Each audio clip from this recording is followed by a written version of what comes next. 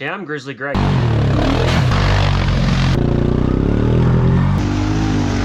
We get rowdy, like to break stuff. Whoa!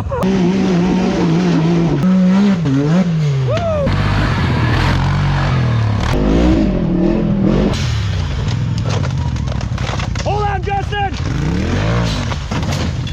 Take a minute to check out my sponsor, Pandemic Performance, for all your performance needs. Thanks for watching. All right, good evening. We are back. Working on my 83 Tri-Moto 200.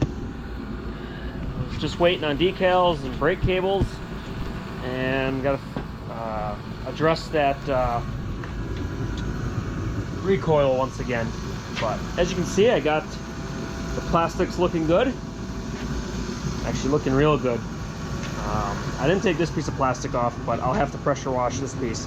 I did all this. This is what the plastics looked like when I started.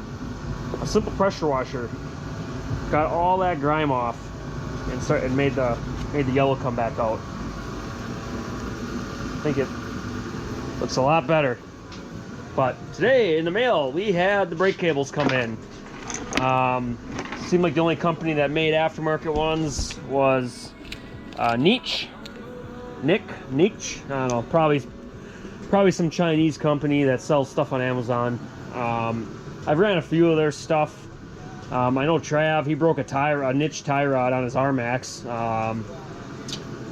in Michigan over the last summer, but other than that, their products are very good value, but quality, not there, not gonna lie to you. But I got limited options when you're dealing with an 83 three-wheeler. So the long one here, we got two of them. We got a front one and we got a rear one. The long one is the rear, so we're gonna start with that one because I have all the necessary hardware and spring and whatever you want to call this piece, so that I can just transfer right onto there. I'm hoping. Looks like this piece might be a little different. Not too different. But, and then when I do the front one, I stole a right-hand brake lever off that 225 DX that I have out there, and I think I'm gonna need to go steal some of the hardware that goes down into here, and a spring and everything to make it work, to have some rebounds. So yeah, let's bring you along for the ride here. Shouldn't be too difficult to get everything installed, so stay tuned. All right, so for brake cable installation, I didn't sit here and film the entire thing. I just installed the rear one. Literally took me 5 minutes, like that's it.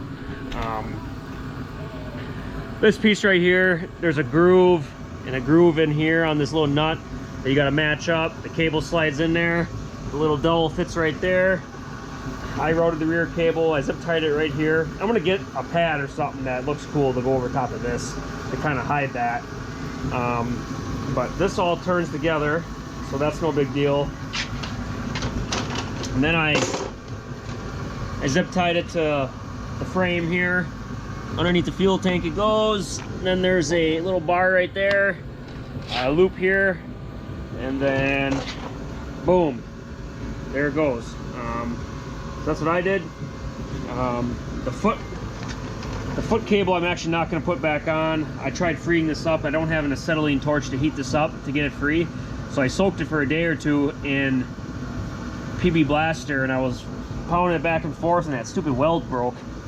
So I mean, I guess I could hook it up. The cable's, it's right, I don't know if you guys can see it, it's sitting right there. So I'll send it along if I sell it to somebody, if they want to re-weld that back on or whatever. But I don't know, most people don't use a foot brake, I'm pretty sure. I mean, I use it once in a while, I guess, on my Grizzlies just to start it. But so yeah, all done. Onto the front one. That one I'm gotta route this way and down this fork, and it hooks up to right here and pulls this up, pulls that up. So we'll see what we can jimmy rig up. Okay, front brake cable's in. Once again, this little mechanism, stick the little bead right in there, and I ran it right along the top here. Whether or not that's right or not, I needed to take up a little bit of slack because once again, it was a hair long, so you had a little longer cable. I routed it right down next to the fender.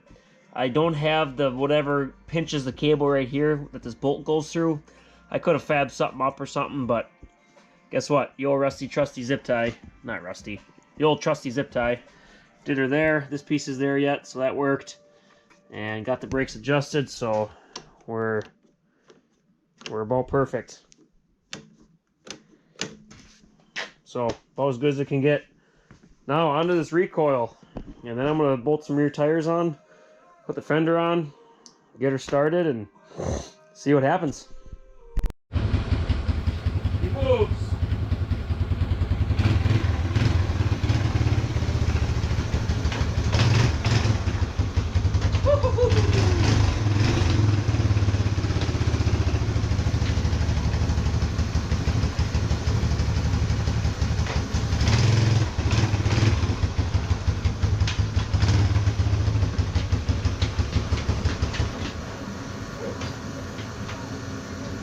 Like it might be a good time.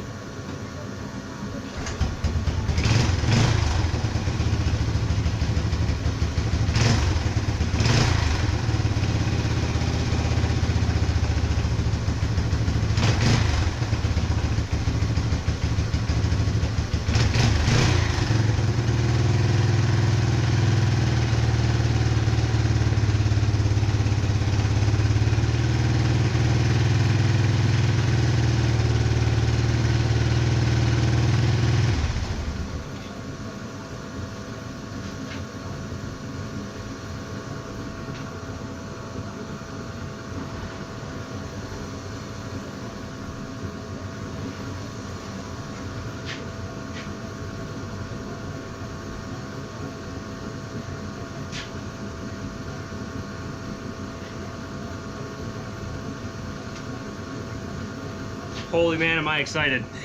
I've never been excited for something so cheap and worthless, but there's just history on these things. Anytime I talk to like my dad and my father-in-law and my mother-in-law's boyfriend and anybody that's of that like 50, 55, 60-year-old generation, they, at least around here in northeast Wisconsin, a lot of them worked on farms or did redneck shit all throughout high school.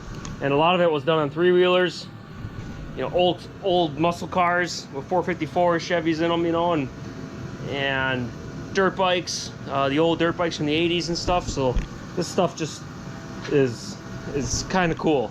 And it's something I can work on in what space I have, which ain't a lot.